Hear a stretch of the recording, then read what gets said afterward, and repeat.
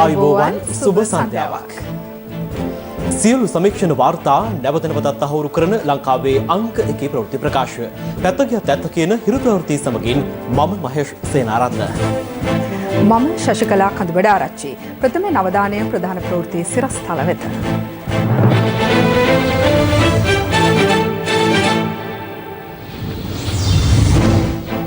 විසිවැනි Covid මරණය ජාතික රෝහලෙන් ගෙවුණු දින 8 තුළ මරණ 7ක්.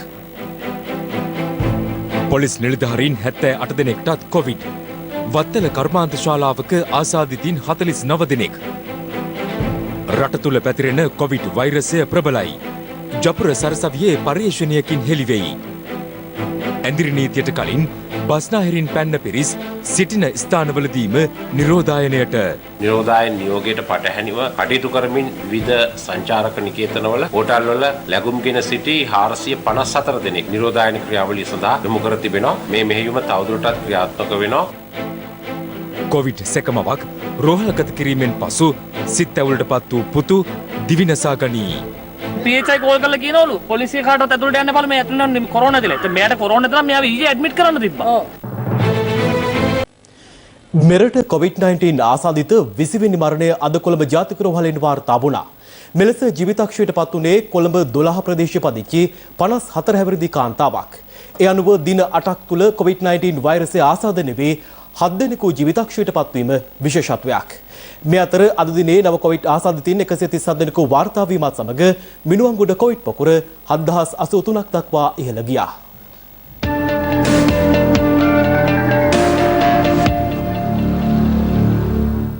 විසිවන කොවිඩ් මරණය ලෙස ජීවිතක්ෂයට පත් වූ කාන්තාව රෝගී තත්ත්වයක් හේතුවෙන් ජාතික රෝහලට ඇතුළත් කර තිබුණේ පසුගිය 29 වනදායි. කොළඹ 12 ප්‍රදේශයේ ජීවත් වන කාන්තාවක් ඊයේ දවස තුල මිය ගොස් තිබෙනවා. ඇය රෝහලට ඇතුළත් කර තිබුණේ දියවැඩියා රෝගය ඉතාමත්ම උත්සන්න වීම නිසා වමනය සහ උදරයේ වේදනාවක් සමගයි. ඇයගේ PCR පරීක්ෂණයකින් ඇයට COVID-19 රෝගය ආසාදනය වී ඇති බවට වාර්තා වෙනවා. මේ අතර මෙරටින් වාර්තා වන සමස්ත COVID-19 ආසාදිතින් සංඛ්‍යාව ඊයේ දසදහසේ සීමාව ඉක්මවා ගියා.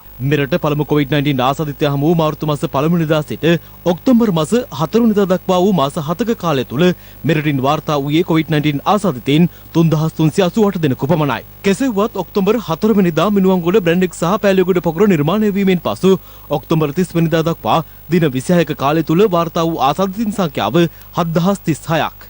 වසංගත රෝග විද්‍යාංශය පෙන්වා දෙන්නේ මේ දක්වා වාර්තා වූ රෝගීන් අතරින් බහුතරයක් රෝග ලක්ෂණ පෙන්නුම් නොකරන රෝගීන් බවයි. මේ අතර ඊයේ දිනය තුල පමණක් මෙරට PCR පරීක්ෂණ 12106ක් සිදු කර ඇති බව COVID-19 වැළැක්වීමේ ජාතික ක්‍රියාන්විත මධ්‍යස්ථානය නිවේදනය කරනවා. එම මධ්‍යස්ථානය සඳහන් කළේ ශ්‍රී ලංකාව තුල මේ වන විට සිදු කර ඇති සමස්ත PCR පරීක්ෂණ සංඛ්‍යාව 5,2669ක් බවයි.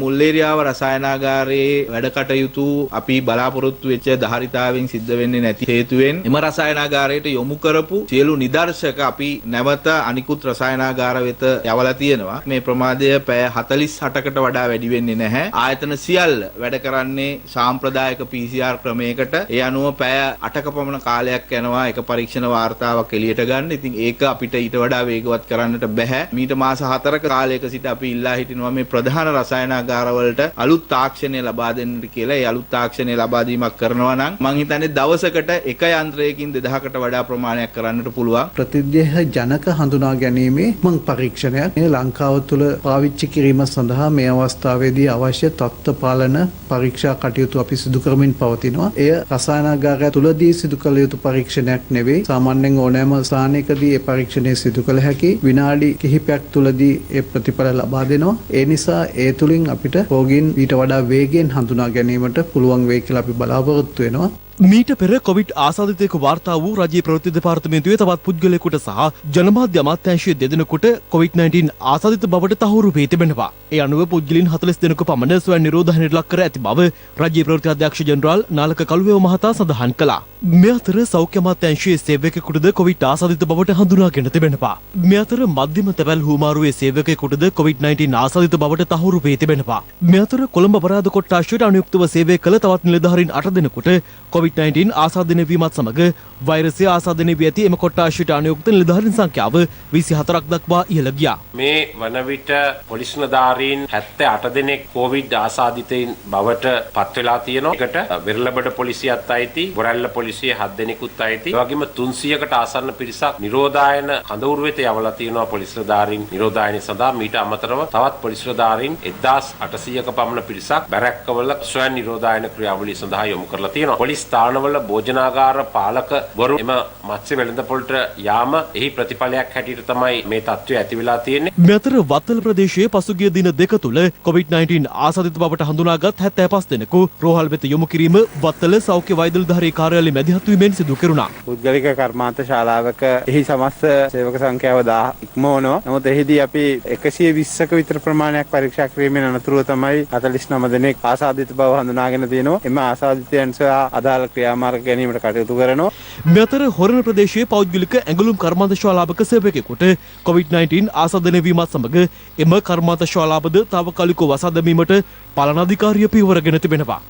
මේ අතර බේරුවල සෞඛ්‍ය වෛද්‍යධාරී කොට්ටාශය සිදු කළ PCR පරීක්ෂණ වලින් 30 දෙනෙකු COVID-19 ආසාදිත බවට තහවුරු වී තිබෙනවා. ඔවුන් පෑලියගොඩ සහ බේරුවල දිවර වරායන්හි සේවයෙන් යුතු වූවන් සහ ඔවුන්ගේ ආශ්‍රිතයින් බවට හඳුනා ගැනුණා. දාස්පෙන්දා දින කරන ලද සාම්පල් වල ප්‍රතිඵල අනුව තමයි ඉතින් 30 දෙනෙක් පොසිටිව් වෙන්නේ. පෑලියගොඩ ගිය දීවර ප්‍රජාවට අමතරව බේරුවල වරාය තුලට පිවිසුන දීවර ප්‍රජාවක් මේ දී පොසිටිව් වෙලා තියෙනවා. රෝග ආවේක්ෂණ කටයුතු වෙනත් මගකට යොමු කරමින් අපේ බේරුවල දීවර ප්‍රජාව තුල PCR පරීක්ෂණ කරමින් රෝගීන් හඳුනා ගැනීමකට අපි ඉදිරියේදී කටයුතු කරනවා. මෙතර කොවිඩ් වෛරස ව්‍යාප්තිය හේතුවෙන් මෙවර අයවැය විවාදයේ දින ගණන සීමා කිරීමට අවධානය යොමු ඇති බවට පාර්ලිමේන්තු ආරංචි මාර්ග සඳහන් කළා. මෙරටට පත්කර ඇති නව චීන තානාපති ෂී ජින්හොන් මහතා ඊයේ පසුරුවේ දිවයිනට පැමිණ ඇති අතර චීන තානාපති කාර්යාලය නිවේදනය කළේ ඔහු සති දෙකක නිරෝධායන කාල සීමාවක් අවසන් වීමෙන් පසු රාජකාරී ආරම්භණු ඇති බවයි. මේ අතර දැනට අක්‍රියව පවතින PCR පරීක්ෂණ යන්ත්‍ර නිෂ්පාදනය කළ සමාගමේ තාක්ෂණික නිලධාරියෙකුද මෙරටට පැමිණ ඇති බව චීන තානාපති කාර්යාලය ට්විටර් පණිවිඩයක් මගින් සඳහන් කළා.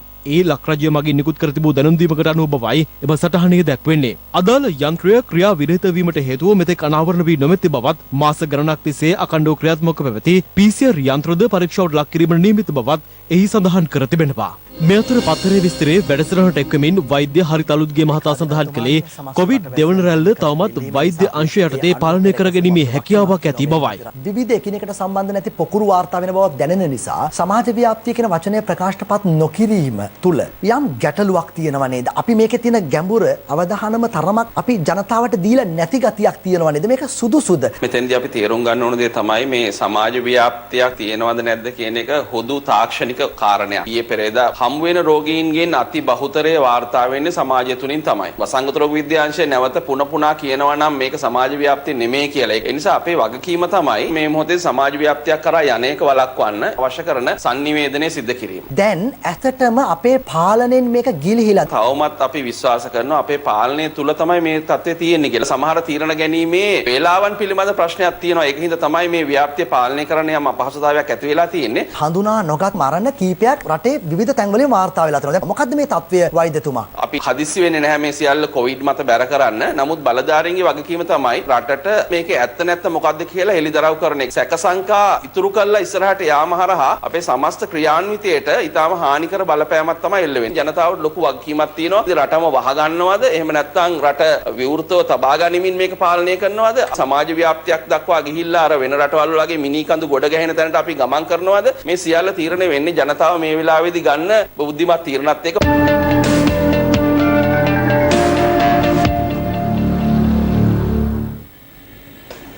මෙවන විට ශ්‍රී ලංකාව තුළ ව්‍යාප්ත වන COVID-19 වෛරසය මීට පෙර හමු වූ කාණ්ඩවලට වඩා වෙනස් ප්‍රබල වෛරස් කාණ්ඩයක් බව ශ්‍රී ජයවර්ධනපුර විශ්වවිද්‍යාලයේ සිදු කළ පරීක්ෂණයකින් අනාවරණය වී තිබෙනවා. එම පරීක්ෂණ කණ්ඩායමේ ආචාර්ය චන්දිම ජීවන්දර මහතා පැවසුවේ එය බොහෝ දුරට යුරෝපයේ සිට මෙරටට පැමිණි වෛරසයක් බවට සැක කළ හැකි බවයි. දවසේ පුවත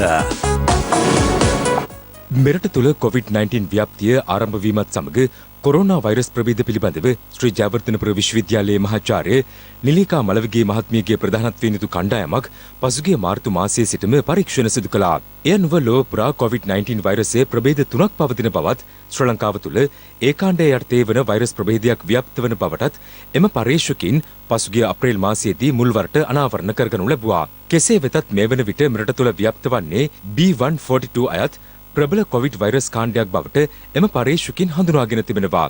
ඊට අමතරව විශේෂ මියුටේෂන් එකක් තිබ්බා. ඒකට අපි කියනවා D614G මියුටේෂන් එක. ඒක වෛරස් ප්‍රමාණය වැඩි වීමට හේතුවක් වෙනවා. ඊට අමතරව යම්කිසි පුද්ගලයෙක්ගෙන් තව පුද්ගලයෙක්ට ට්‍රාන්ස්මිසිබිලිටි එක වැඩි මේ මියුටේෂන් එකේ තියෙන වෛරස් එක. මාර්තු ඉඳන් මේ වෙනකොට හැමසැරේම ලංකාව පුරා විවිධ වෛරස් කාණ්ඩ තිබ්බා. හැබැයි මේ සැරේ අපි දකින්නේ එක කාණ්ඩයක් යටතේ විතරයි. දැනට මේ පැතිරෙන වෛරස් කාණ්ඩය ප්‍රධාන වශයෙන් යුරෝපයේ පැතිරෙන කාණ්ඩයට සමානයි. මේ හා සමාන වෛරස් එකක් දැනට තියෙන්නේ ඩෙන්මාර්කයේ ස්වීඩනයේ කියන රටවල්. මේක මීට කලින් ලංකාව තුල වාර්තා වෙලත් නැහැ. මීට අමතරව මිනුවන්ගොඩ, පෑලියගොඩ, මත්ස්‍ය වෙළඳ සංකීර්ණය සහ කොළඹ නගර සභා බල ප්‍රදේශයේ ආශ්‍රිතව හඳුනාගත් කොවිඩ් පොකුර එකම වෛරස් කාණ්ඩයකට අයත් ලක්ෂණ පෙන්눔 කරන බවද මෙම පරීක්ෂණයට අනුව අනාවරණ වී තිබෙනවා. මේ අතර ශ්‍රී ජයවර්ධනපුර විශ්වවිද්‍යාලයේ පරීක්ෂකයින් සිදු කළ නව වෛරස් ප්‍රභේදය පිළිබඳව වාර්තාව සෞඛ්‍ය අමාත්‍යාංශය වෙත අද බාර දෙනු ලැබුවා. රජයක් විදියට මේ රෝගය ලංකාව තුල මර්ධනය කරන්න ගත හැකි සියලු ක්‍රියාමාර්ග අපි ගනිමින් සිටිනවා. හැබැයි නිවැරදි සෞඛ්‍ය පුරුදු අනුගමනය කරලා මේ රෝගය මර්ධනය කර ගැනීමට සහයෝගය ලබා දෙන්න කියලා අපේ ආදරණීය ජනතාවගෙන් අපි ගෞරවයෙන් ඉල්ලා සිටිනවා.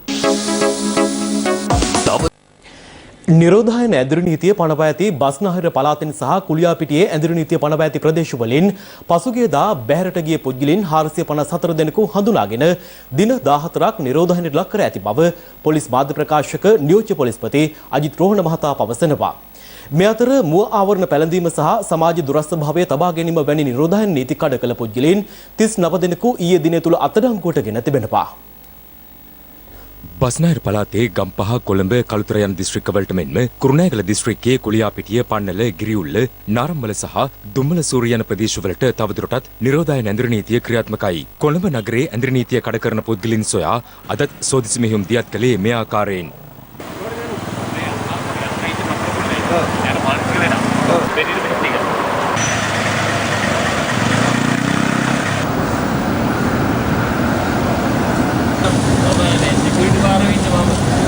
බණ්ඩාරගම කිඳල්පිටිය මාර්ග භාදකය හරහා ධාවනය කෙරුණු රථවාහන පරීක්ෂා කිරීමේදී මුව ආවරණ නොමැතිව ගමන්ගත් පිරිසකට අවවාද කෙරුණා.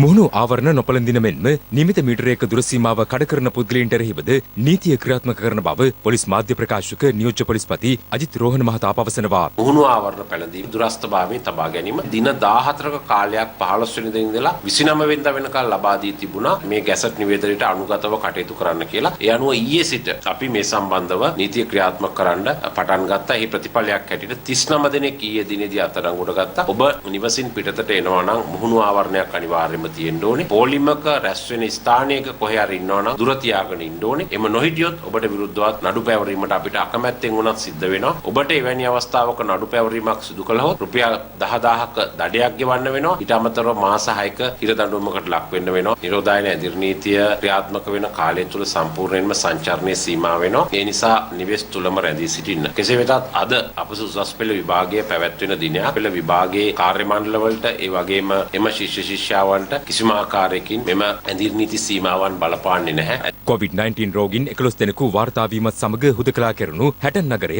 දින 4කට පසුව අද යලි විවෘත කෙරුණු අතර ආසාදිතින් වාර්තා වූ මහජන පොළ තවදුරටත් වසා දැමීමට හැටන් දික්කොය නගර සභාවේ සභාපතිවරයා උපදෙස් දී තිබෙනවා.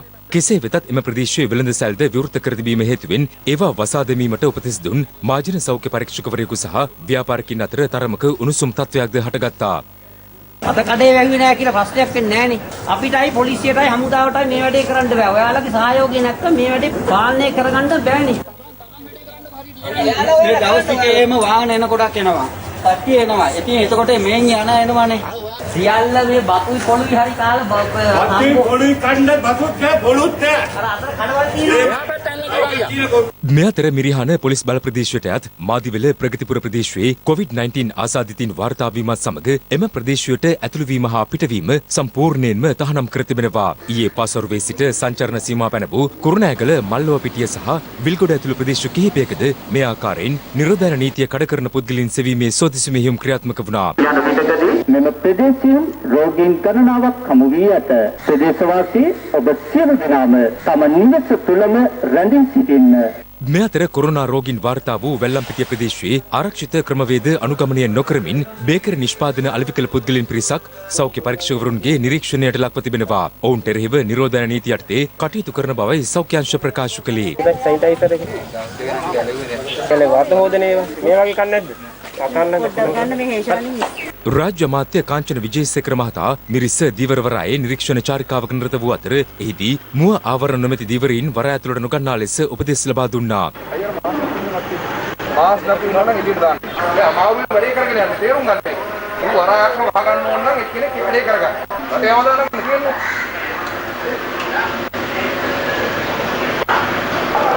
කොට බලන්න. ඒකට මාස් දාගෙන ඉන්නේ අපි මොකද කියනවා මාස් ගලවනවා අරින් ඒකට උල්ට ගන්න එපා. පිළිවෙල වෙනම කරන්න එපා මේක. මත්ස්‍ය සම්පත විකුණාගත නොහැකි දීවර යාත්‍රාවලින් මිලදී ගැනීමේ කටයුතු ආරම්භ කළා තියෙනවා. ඒ වෙනුවෙන් රජයේ මැදිහත් වීම යටතේ මිලියන 200ක මුදලක් ලබා දීලා තියෙනවා. විකුණාගත නොහැකි අපහසුතාවයට පත් වෙලා ඉන්න කවුරු හරි ඉන්නවා නම් තමන්ගේ වරායන් නුතුල් කියන කාර්යාලයෙන් විමසීම් කරන්න ප්‍රස්තාවර මිල ගණන් ලබා දීලා තියෙනවා. මේ අතර පසුගියදා වසා දැමුණු පෑලියගොඩ මධ්‍ය මත්ස්‍ය වෙළඳපොළ බවුසර යොදා ගනිමින් සම්පූර්ණයෙන්ම විෂ බීජ හරණය කිරීමට ශ්‍රී ලංකා පොලිසිය නිලධාරීන් මෙලෙස කටයුතු කළා.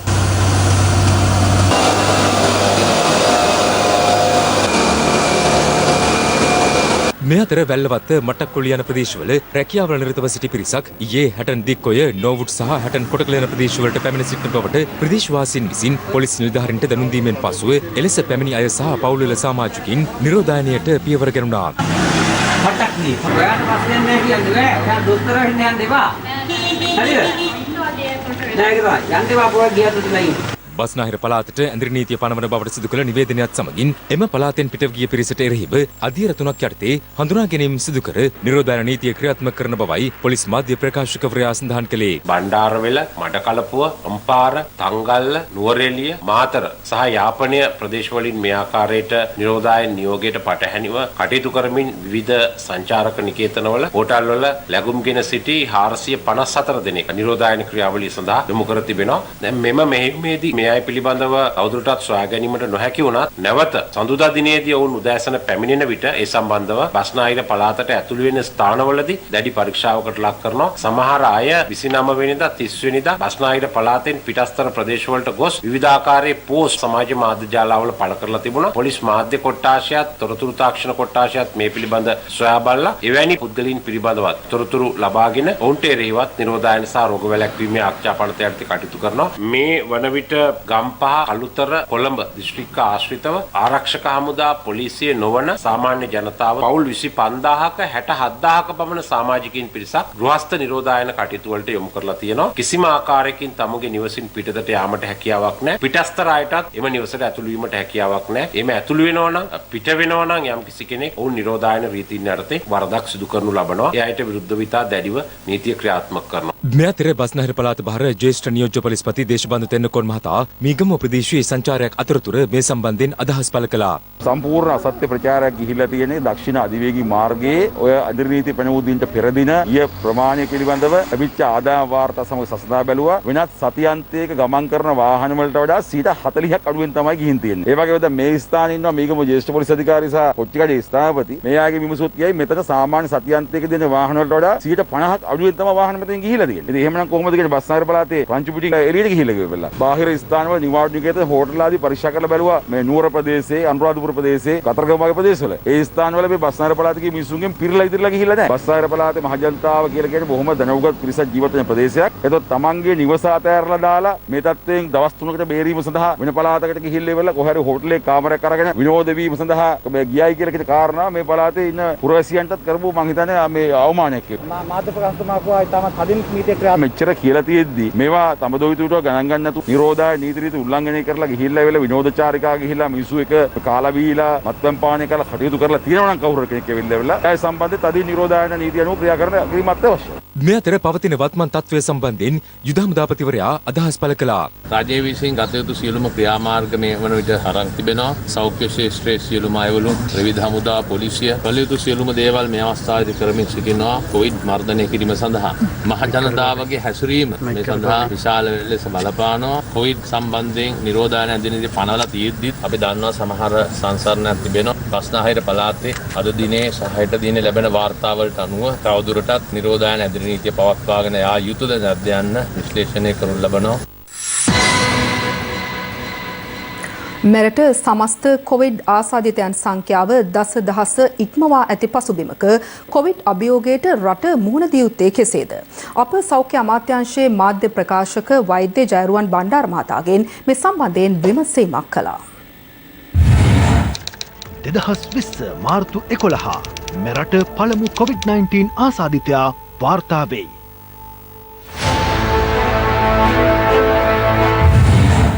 ආසාදිතයන් වාර්තා වීම ඉහළ යාමත් සමග මාස 3කට ආසන්න කාලයක් රටටම ඇඳිරි නීතිය.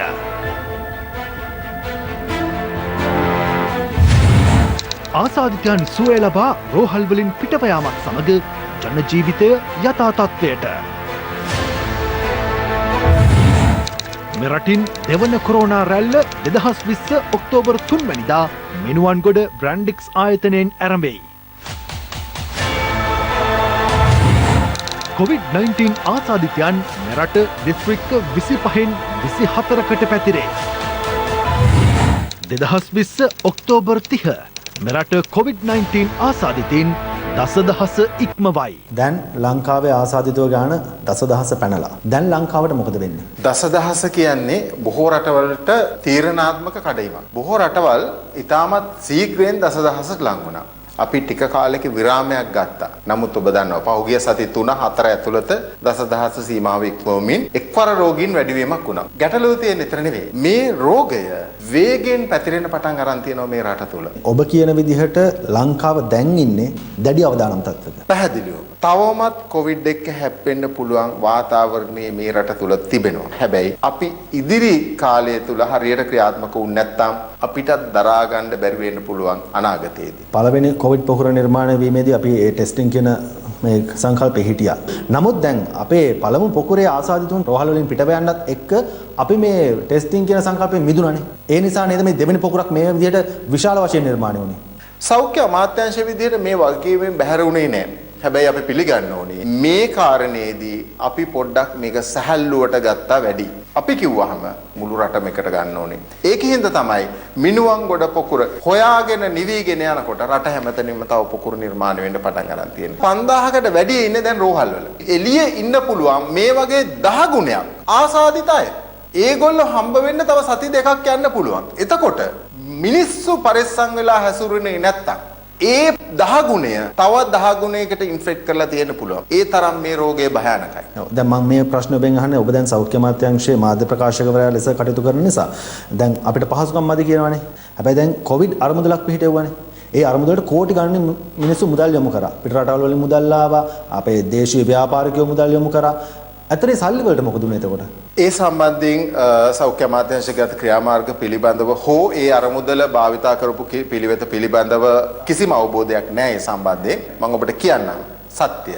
ඒ තමයි මට මාධ්‍ය ප්‍රකාශක කියලා අපොයින්ට්මන්ට් එකක් ලෙටර් එකක් නැහැ. මට මේ කාර්යය කරන්න කියලා කිව්වා කොවිඩ් වලින් මිනිස්සු බේරගන්න ඔබේ කටහඬ පාවිච්චි කරන්න කියලා ගරු අමාත්‍යතුමියත් මට දැනුම් දුන්නා. මම මගේ මහ ජනතාවට වෙන්න ඕනේ යුතුයකම ඉෂ්ට කරනවා. දැන් බස්නාහිර පළාතට සහ කුරුණෑගල දිස්ත්‍රික්කයේ ප්‍රදේශ කිහිපයකට මේ වෙනකොටත් නිරෝධායන නීතිය පනවලා තියෙනවානේ. මේ වගේ රටටම සති දෙකකට නිරෝධායන නීතිය හෝ පැනෙව්වොත් මේ තත්ත්වය යම් දුරකට හරි අඩු කරගන්න පුළුවන් වෙයි කියලා හිතෙන්නේ නැද්ද? මම ඒකට 100% එකඟ වෙන්නේ නැහැ. කොවිඩ් එක අපිට හැප්පෙන්න වෙනවා තව අවුරුදු දෙකක් විතර. අපි වහගෙන ඉඳලා උත්තර හොයන එක తాවකාලික පිළියමක් විතරයි. ඒ කියන්නේ මේ පවතින තත්ත්වය යම් තරමකට හරි පාලනය කරගන්න ජනතාව තමයි උත්තරේ හොයාගන්න. ජනතාව උත්තරේ හොයනව නෙවෙයි. මේ ජනතාවගේ සහයෝගය ඕනි කියන එක මම කියන්නේ. එතකොට අපි මේ වෙනකොට ඉන්නේ දැඩි අවදානම් තත්ත්වයක. අපි මෙහෙම නොවේවා කියලා ප්‍රාර්ථනා කරමු. මේක අපිට පාලනය කරගන්න බැරිම තැනකට ආවොත් අපිට plan B එකක් තියෙනවද? සැලසුම් කිහිපයක් අපි සකස් කරගත්තා. අපි අවශ්‍යතාවයේ මතු වුණොත් අපි ඒ ගැන මහ ජනතාවට කතා කරමු. මේ අතර අක්‍රිය වී තිබූ PCR යන්ත්‍රය මේ වන විට යථා තත්ත්වයට පත්කර ඇති බව වාර්තා වනවා. චීන තානාපති කාර්යාලය අද පෙරවරුවේ නිවේදනය කළේ සඳහා අදාළ සමාගමේ නියෝජිතයෙකු මෙරටට පැමිණි බවයි. සුළු පරීක්ෂණ කිහිපයකින් පසු අදාළ යන්ත්‍රය සඳුදා සිට භාවිතයට ගත හැකි වනු ඇති බව චීන තානාපති කාර්යාලය ට්විටර් පණිවිඩයක් නිකුත් කරමින් සඳහන් කරනවා. COVID-19 වෛරසයට අදාළ රෝග ලක්ෂණ පෙන්눔 කිරීම හේතුවෙන් කාන්තාවක් මහජන සෞඛ්‍ය පරීක්ෂකවරුන් විසින් රෝහල්ගත කිරීමෙන් අනතුරුව ඇගේ විශේෂ අවශ්‍යතා සහිත දරුවා සියදිවි හානි කර ගැනීමේ පුවතක් වාර්තා වනවා. මෙම සිදුවීම වාර්තා වන්නේ හෝමාගම 12 හරිත පෙදෙසින්. අදාළ කාන්තාව මහරගම ප්‍රදේශයේ මාළු වෙළඳසැලකින් මාළු මිලදීගෙන ඇති අතර අනතුරුව ඇයට COVID-19 රෝග ලක්ෂණ පෙන්눔 කිරීම හේතුවෙන් ඊයේ දිනේදී ප්‍රදේශයේ මහජන සෞඛ්‍ය පරීක්ෂකවරුන් විසින් ඇයව කළුබෝවිල ශික්ෂණ රෝහලට ඇතුළත් කිරීමට පියවරගෙන තිබෙනවා. අදාළ කාන්තාවට විශේෂ අවශ්‍යතා සහිත අවුරුදු 25ක පුතෙකු සිට ඇති අතර නිවසේ ජීවත් වෙත්තේ ඔවුන් දෙදෙනා පමණයි. මේ මිනිස්සයා අපිට කිව්වා මම මාළු කඩේ ගිහිල්ලා මහරගම 15 වෙනිදා ඒකෙන් මට පොඩ්ඩක් අමාරුයි එන්න එපා කියලා. ඊට පස්සේ අපි ඇම්බියුලන්ස් කතා කරලා PHM හතර කතා කරලා කිව්වා මේකේතර මේ පොඩ්ඩක් මන්දමානසික ළමෙක් ඉන්නවා මාස මෙයාව දාන් යන්න කියලා. එයා අපිට කිව්වා එහෙම දාන් යන්න බෑ මේසෙත් තියලා කන්න දෙන්න කියලා. මොකද මෙයා හිටපුවම එළියට බහලා යනවා කියලා නිකාරී අම්මට කොරෝනා හැදලා තිබ්බොත් එහෙම මේ පුතාට හැදලා දිලා ඉදිරි ගෲප් මොකද කරන්නේ? PHM මහත්තයා වගකීම ගත්තේ නැහැ. අද කතා කරාම කියනවා අපිට අරන් ගිහලා මරායන කන්නද ගෙදර ගිහින් තියාගන්නද කියන්නේ කියලා. අහලා PHM මහත්තයා මේ ස්ටිකර් එක ලැබුවොත් මම ගිහිල්ලා PHM මහත්තයෙක් මේ ස්ටිකර් එක කලන්න බෑ නා PHM මහත්තයා අඳුමෙන් වැඩකුත් නැහැ. කෙසේ වෙතත් සිය මව රැගෙන යාම හේතුවෙන් කම්පාවටපත් වූ පුතු අනතුරුව නිවස තුළදී ගෙල වැළලාගෙන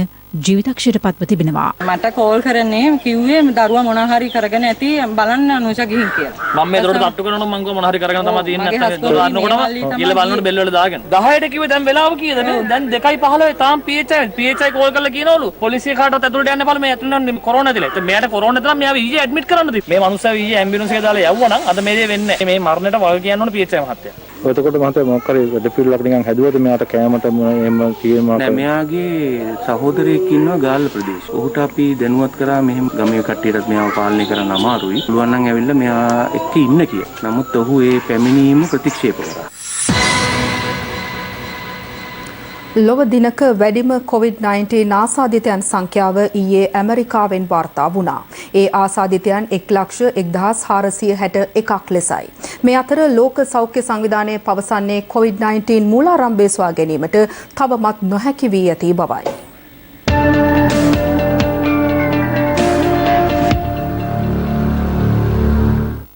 මේ වන විට ලොව පුරා COVID-19 ආසාදිතයන් 4,59,596ක් වාර්තා වන අතර ලොව පුරා සිදුව ඇති පුද්ගල මරණ සංඛ්‍යාව 11,93,763ක්.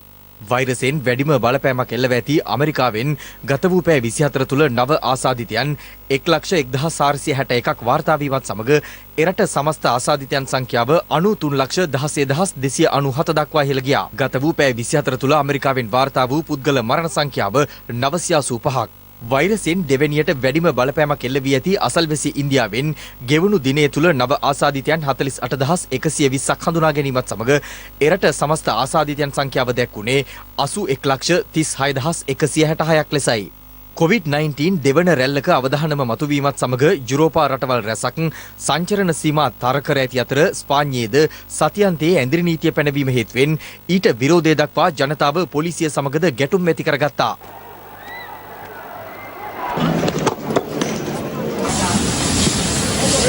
වෛරසයේ අවධානම සැලකිල්ලට ගනිමින් බෙල්ජියමද නැවත වරක් ලබන සඳුදා සිට දෙසැම්බර් දක්වා රට වසා දැමීමට පියවරගෙන තිබෙනවා. මේ අතර මහා බ්‍රිතාන්‍යද ලබන සඳුදා සිට රට වසා දැමීමේ තීරණයකට බොහෝ දුරට එළඹීමට ඉඩ ඇති බව විදෙස් මාධ්‍ය වාර්තා කළා. COVID-19 ආසාදිතයෙකු බවට පසුගියදා හඳුනාගත් සුපිරි පාපන්දු ක්‍රීඩක ක්‍රිස්ටියානෝ රොනාල්ඩෝ මේ වන විට සුවය ලබා ඇති බව වාර්තා වනවා. ඒ බව තහවුරු වී ඇත්තේ ඔහුට සිදු කළ දෙවන PCR පරීක්ෂණයේදී. මේ අතර COVID-19 වෛරසය පළමුව මිනිසුන් අතරට පැමිණියේ කෙසේද යන්න සොයා බැලීම සඳහා වසංගත රෝග විද්‍යාඥයන් පසු වෛද්‍ය විශේෂඥයන් ඇතුළු කණ්ඩායම් එහි ආරම්භයේ සිදු වූ චීනය සමග පළමු වටේ සාකච්ඡා ආරම්භ කර ඇති බව ලෝක සෞඛ්‍ය සංවිධානය නිවේදනය කළා. ඔවුන් පෙන්වා දෙන්නේ ඉදිරියේදී මෙම වෛරසය පැතිරීම වැළැක්වීම සඳහා එහි මූලාරම්භය සොයා ගැනීමට අඛණ්ඩව කටයුතු කරමින් සිටින බවයි.